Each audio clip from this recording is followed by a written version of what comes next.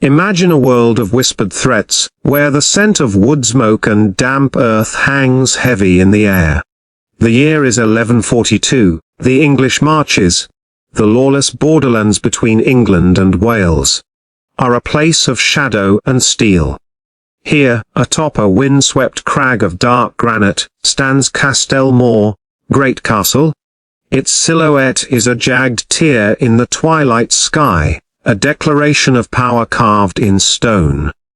To the peasants in the valley below, its ringing anvils and towering walls are a promise of protection.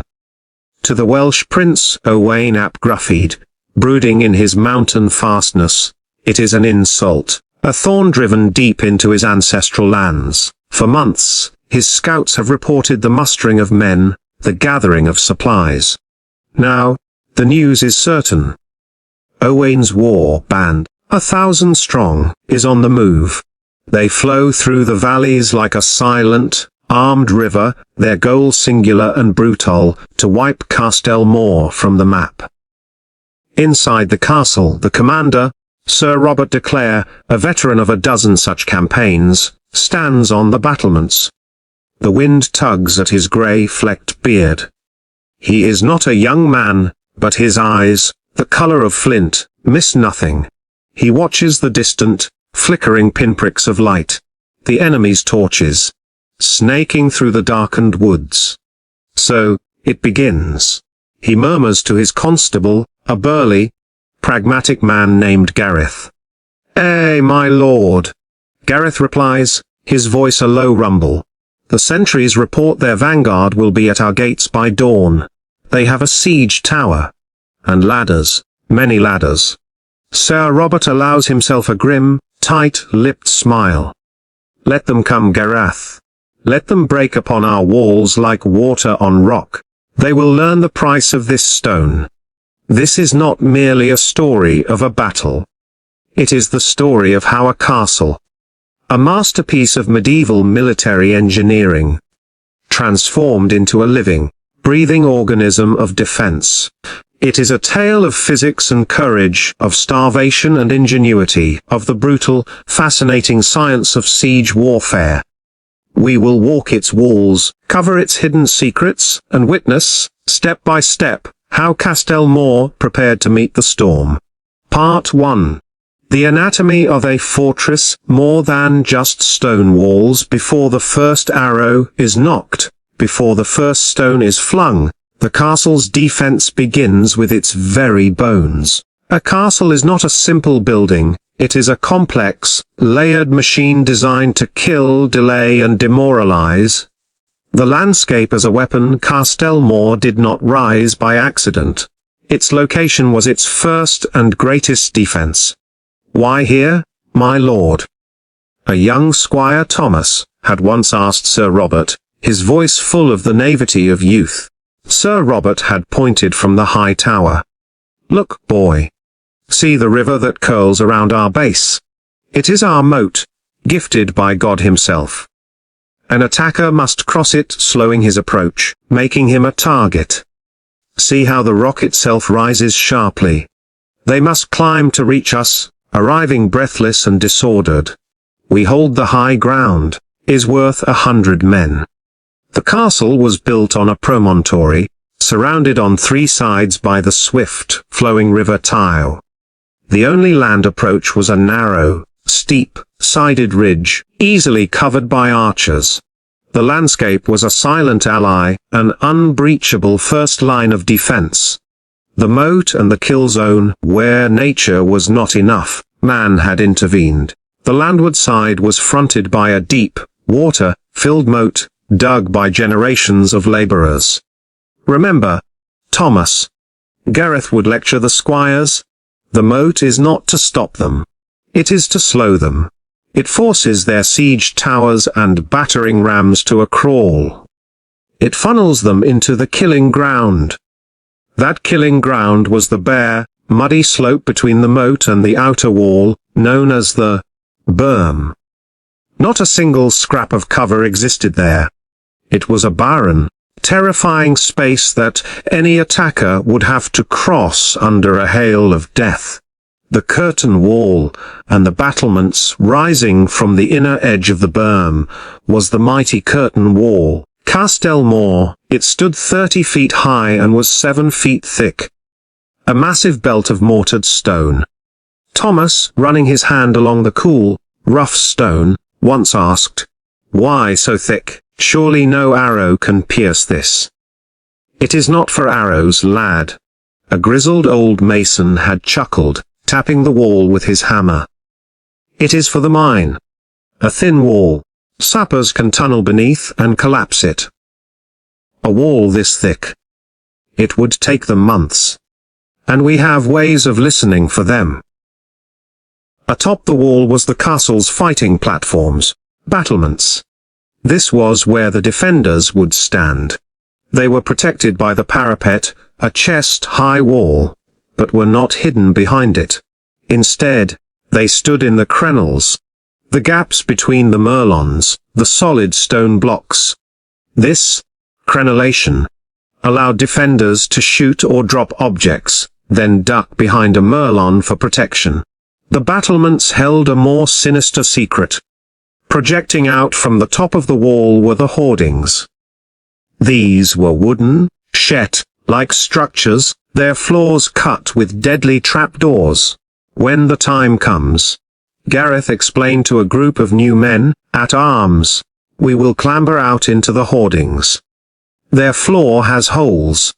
From there, we can drop stones, pour boiling water, shoot arrows directly down upon the heads of any fool who tries to scale our walls or ram our gate. We can attack them, they cannot reach us." The mighty gatehouse, the castle's teeth. The weakest point of any wall is the gate.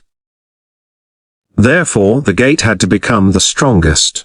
Castel More's gatehouse was a fortress within a fortress, a terrifying gauntlet of death. The approach was over a wooden drawbridge spanning the moat. In times of peace, it was down. In siege, it was raised, a vertical barrier of thick, oak planks. If they try to cross the moat by boat or fill it with rubble, the drawbridge is our final seal. Sir Robert stated during a inspection, where the drawbridge was the portcullis. A massive iron shod lattice of oak, its bottom a row of wicked spikes.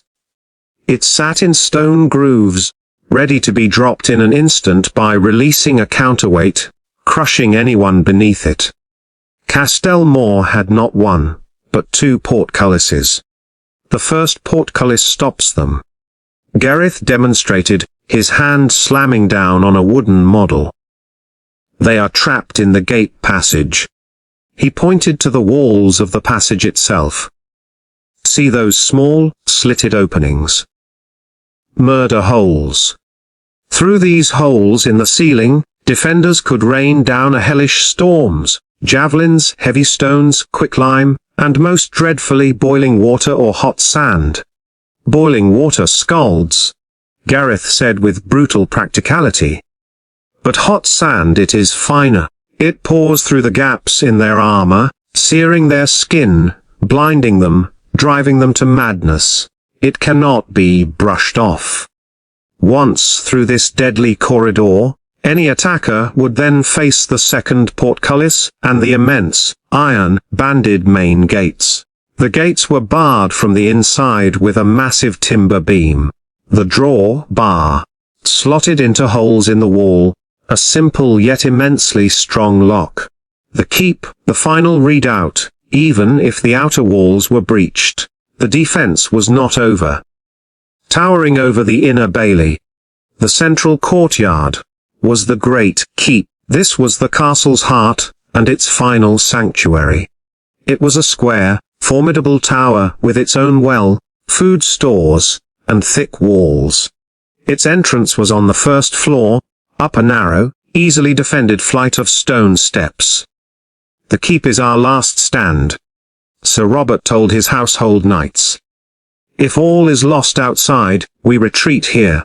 We can hold out for weeks, raining missiles from its heights, while the enemy flounders in a courtyard we still control.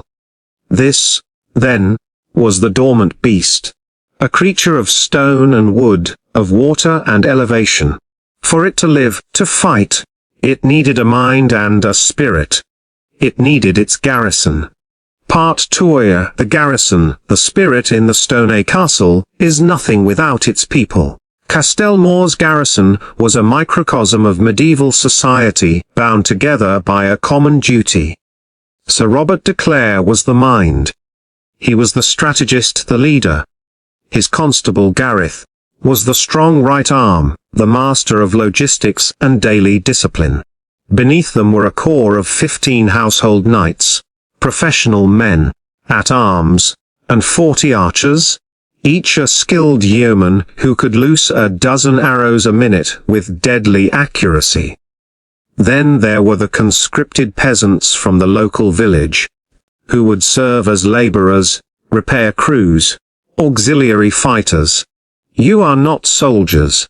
Gareth barked at a group of these nervous men, holding spears that felt alien in their farmers' hands. But you know this stone, you helped build it.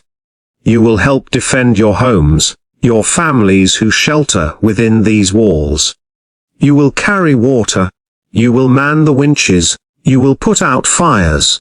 Your strength is as vital as any knight's sword arm. The atmosphere in the days before the siege was a strange mix of dread and frantic activity. The blacksmith's forge glowed day and night, the rhythmic clang of hammer on metal a constant heartbeat, as he repaired armor and forged arrowheads. The fletcher's workshop was a hive of quiet industry, fletching goose feathers to shafts of ashwood. In the granary, the stewards took inventory, sacks of grain, barrels of salted meat and fish, vats of oil, and the all-important salt for preservation. How long can we last, Gareth? Sir Robert asked, reviewing the scrolls. On half rations. 4 months, my lord. Perhaps 5. The well is deep and the water sweet. We will starve long before we thirst. But the most crucial preparation was psychological. Sir Robert walked among his men, his presence a steadying force. Do not fear their numbers, he told a group of archers sharpening their blades. You are safe behind these walls. They are the ones who must cross the open ground. They are the ones who will die in the mud. Remember your training. Listen for the commands. Trust the stone. As the sun set on the eve of the siege, a profound silence fell over Castelmore. The preparations were complete. The sentries on the walls peered into the growing darkness, eyes straining. Below, in the chapel, the castle's priest led prayers, the soft Latin chants a plea for divine intervention. The stone sentinel was ready. It waited. Part 30. The siege begins. The storm breaks. Dawn arrived not with sunlight, but with the sound of distant war horns. Prince Owain's army emerged from the tree line, a sprawling, colorful, noisy host. There were spearmen in leather jerkins, wild-looking archers from the hills, and proud knights on barded horses. They began to establish their camp just beyond bowshot, a chaotic but purposeful tent city. The first day was one of posturing and preparation. Siege engines began to take shape. A great battering ram, its head a carved iron ram, and a towering, wheeled siege ladder called a belfry, shrouded in wet hides to protect it from fire. From the battlements, Thomas the squire watched, his knuckles white on the stone. There are so many of them, he whispered, his voice trembling. Sir Robert, standing beside him, placed a steadying hand on his shoulder. Numbers are a mob, Thomas. Discipline is an army. Wash. The Welsh prince, resplendent in a polished barney, rode forward under a flag of truce. His voice, loud and clear, carried across the moat. Sir Robert de Clare, you are a brave man, but foolish one. Your king is across the sea. No help is coming. Surrender the castle now, and you and your men will be spared. Hold out, and when we break through, We will show no mercy. It was a standard tactic to shatter morale before the first blow was struck. Sir Robert stepped onto a hoarding, his voice cutting through the morning air, and defiant. Prince Owain, this castle is held in the name of King Stephen. Its stone is strong, its garrison resolute, and its larders full. You are welcome to try your hand. Know this, the first man to set foot on my wall will be the first to die. The second man will be the second to die. We have counted your numbers, we have arrows enough for every one of you. The parley is over. He turned his back, a calculated gesture of contempt. The siege had truly begun, the archery duel. The first phase was the war of the missiles. Welsh archers, famed for their power, advanced to the edge of the moat. Their longbows, made of Welsh yew, bent into great arcs. Heads down, Gareth bellowed. A cloud of arrows, a dark whisper of death, soared upwards. They clattered against the stone merlons, thudded into the wooden hoardings, zipped through the crenels. One shaft struck a man, at arms in the shoulder, piercing his mail. He cried out and was quickly pulled down to the surgeon. Archers! Loose at will, Sir Robert commanded. The castle's bowmen, protected by the merlons, leaned into the crenels, drew, and released. Their arrows flew downwards with terrifying force. The Welsh, standing in the open, had no such protection. A volley of English arrows found their marks. Men fell, screaming. The advantage of elevation was starkly clear. The attackers were forced to retreat, dragging their wounded, leaving a dozen bodies on the muddy berm.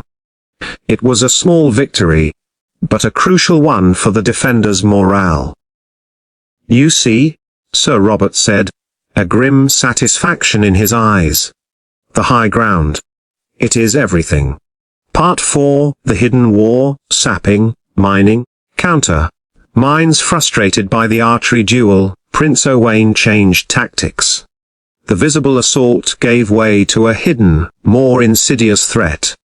The battering ram, a team of Welsh soldiers, protected by a heavy, wheeled roof called a penthouse, or cat, began to inch forward across the filled section of the moat. Beneath this mobile shelter, dozen men carried the great battering ram, a tree trunk swung on chains, its goal the main gate. T-Ohm, T-Ohm. The deep resonant boom echoed through the castle, a sound of primal violence. Each impact shook the great doors, sending splinters of wood flying. They are at the gate. A cry went up. But Sir Robert was ready. To the murder holes, heat the cauldrons.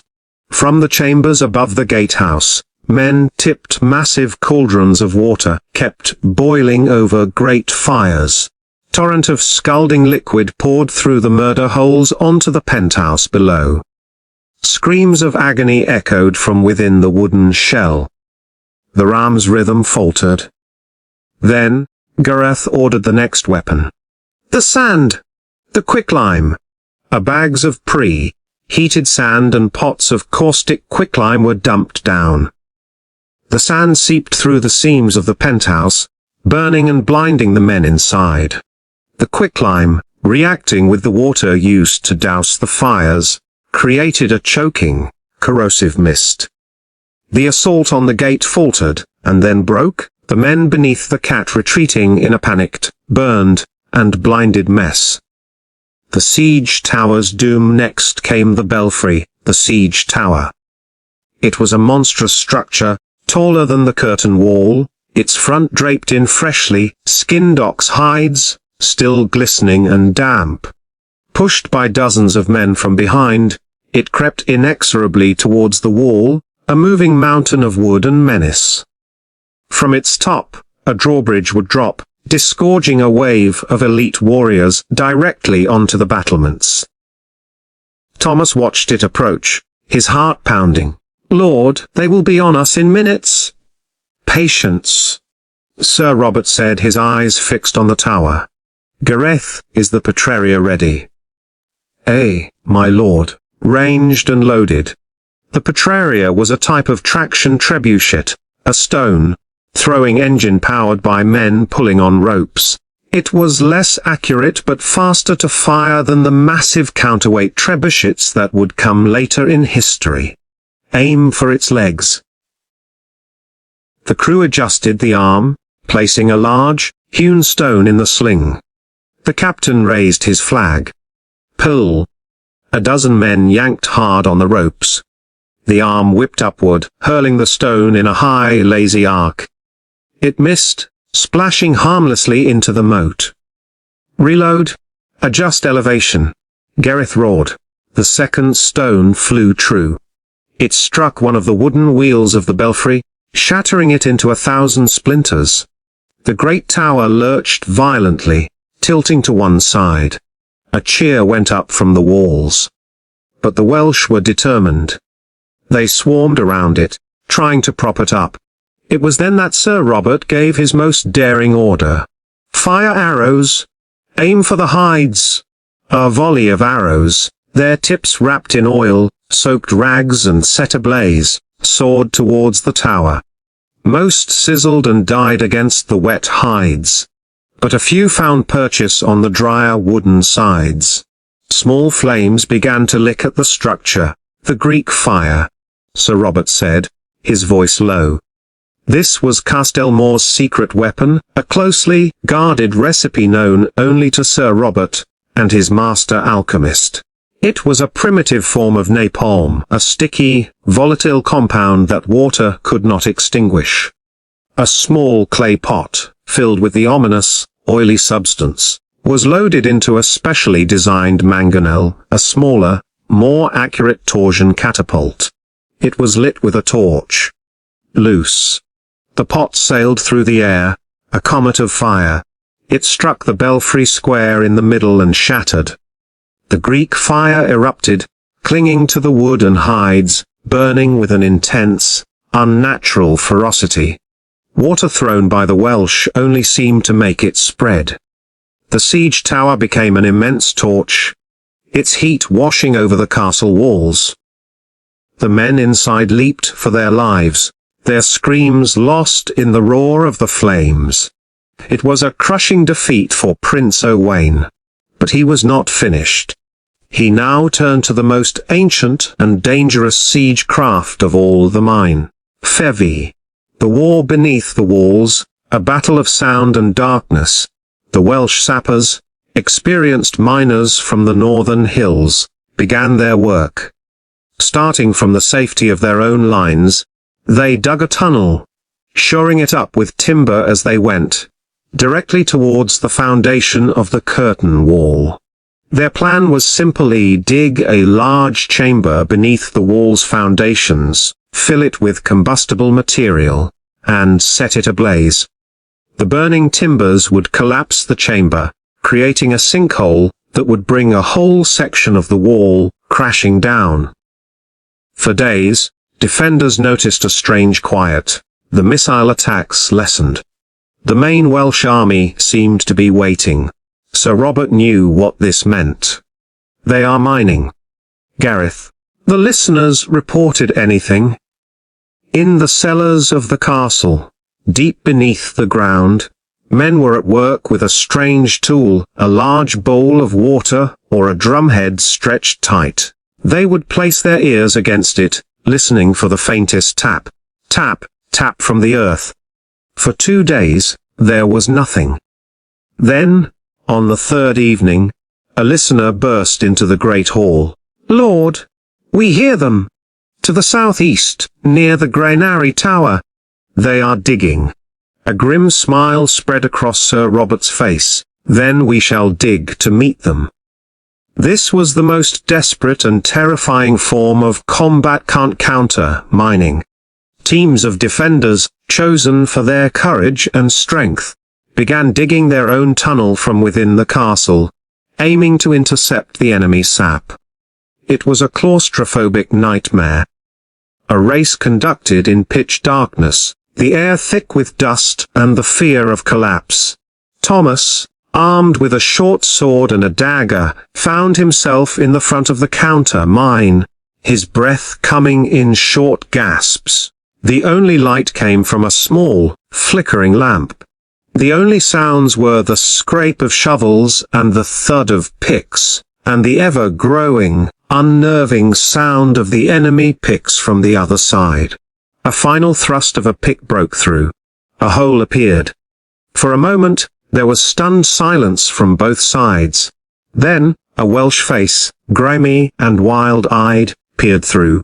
A brutal, savage fight erupted in a space no wider than a coffin, lit by guttering lamps. It was a battle of daggers, of short swords, of fists and teeth. There was no room for skill, only brute force and terror. Thomas, driven by adrenaline, found himself face to face with a burly sapper.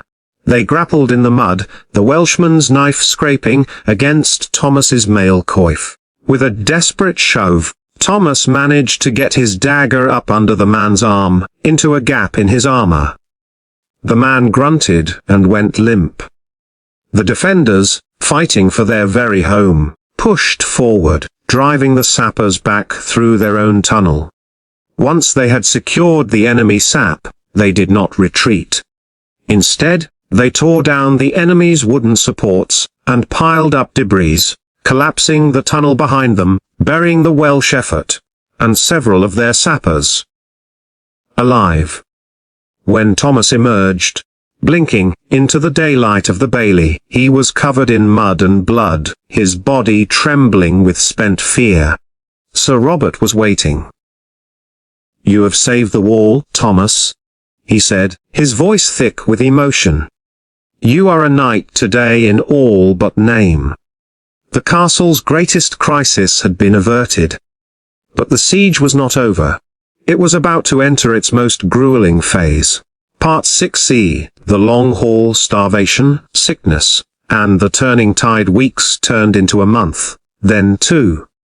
The initial, furious assaults had failed. The mine had been defeated. Now, the siege became a war of attrition. Prince Owain's strategy was simple: starve them out. Inside Castell Moor, the mood shifted from defiant to grim. Rations were cut, then cut again. The once full granary was now echoing and empty. The diet became a thin, gruel-like pottage and hard, weevil-infested biscuit. Scurvy began to appear, loosening teeth and sapping strength. The air in the crowded bailey grew foul, and dysentery swept through the garrison. Morale plummeted. The initial confidence gave way to a sullen, desperate endurance. Men grew thin, their faces gaunt. Arguments broke out over scraps of food. The sound of the Welsh jeering from their well-fed camps was a constant torment. "How much longer, my lord?" Gareth asked one evening, his own robust frame now looking drawn. Sir Robert stared into the fire in the great hall. "As long as we must, Gareth. One advantage left." "What advantage?" Gareth asked, despair creeping into his voice. "We know this land," Sir Robert said, a spark rekindling in his eyes. "And I sent a rider out, the night before they fully encircled us. He carried a message, sewn into his tunic for the Earl of Hereford. Thy hope was a fragile flame, but it was all they had." Inside the walls, Prince Owain was also facing problems. His army was growing restless. They were living off the land, but the land was stripped bare. Disease was also hitting their camp. The campaign season was wearing on, and his chieftains were eager to return to their homes for the harvest.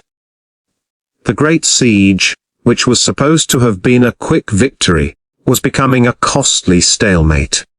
The turning point came on a rain-lashed night. A small, cloaked figure was hauled over the walls by a rope. It was Sir Robert's messenger, returned. He was brought, shivering and exhausted, before his lord. "My lord," the man gasped, handing over a grimy, but intact, piece of parchment. "The Earl, he is coming. He has mustered 500 men. He is 3 days' march away. The news spread through the castle like a wildfire. The Earl of Hereford was coming. The flame of hope became a blaze. Who had been on the verge of collapse stood straighter. The thin gruel tasted better that night. Sir Robert devised a plan. They would not just wait. They would help their salvation along. 70. The sally, a gambit of desperation and cunning. Will sally forth. Sir Robert announced to his stunned knights. Not to break the siege, to break their will. The plan was audacious. They would use the cover of the next night's storm to launch a surprise attack on the Welsh siege lines, specifically targeting their command tents and their remaining siege engines. It was a massive risk. If they failed, they would lose a significant portion of their fighting strength. The castle would surely fall. The night was perfect, black as pitch, with a howling wind and driving rain that masked all sound. The castle's postern gate, a small, hidden door on the river side, creaked open silently. Out filed 40 men, Sir Robert's best knights and men at arms, their armor blackened with soot, their swords and axes in hand. Thomas was among them, his fear now replaced by a cold, focused resolve. They forded the river at a shallow point known only to them, and crept through the storm-lashed woods, circling around to the rear of the Welsh camp. The Welsh sentries were huddled under whatever shelter they could find, miserable and inattentive. Then, with a blood-curdling roar, sally party struck. They erupted from the darkness into the heart of the Welsh camp. Tents were slashed apart. The great battering ram, left under a makeshift cover, was set ablaze with pots of oil. Chaos erupted. The Welsh, convinced a relief army was upon them, scrambled in panic, fighting each other in the confusion. Sir Robert and his men cut their way directly towards Prince Owain's great pavilion. The prince himself emerged, half-armored, to see his camp in flames. He saw Sir Robert, a demonic figure in the firelight, cutting down his bodyguard. "Declare!" he roared, drawing his sword. The two leaders clashed in the mud and the rain. It was a brief, brutal exchange. Sir Robert, driven by the desperation of the long siege, fought with a ferocity that overwhelmed the younger prince.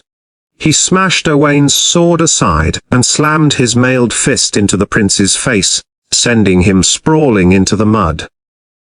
"Take him," Sir Robert commanded. His men seized the stunned prince. The capture of their leader was the final blow to Welsh morale. The army, already panicked, began to disintegrate, men fleeing into the night, abandoning their plunder, and their wounded. The sally party, with their priceless prisoner, fought their way back to the postern gate, the sounds of the collapsing Welsh siege echoing behind them. Epilogue, Legacy of Stone. The next morning, the sun rose on a transformed world. The Welsh camp was a smouldering ruin, deserted. The siege was over. A week later, the Earl of Hereford's army arrived, to find the castle victorious, and its commander in possession of a royal prisoner. The siege of Castell Moor became a legend.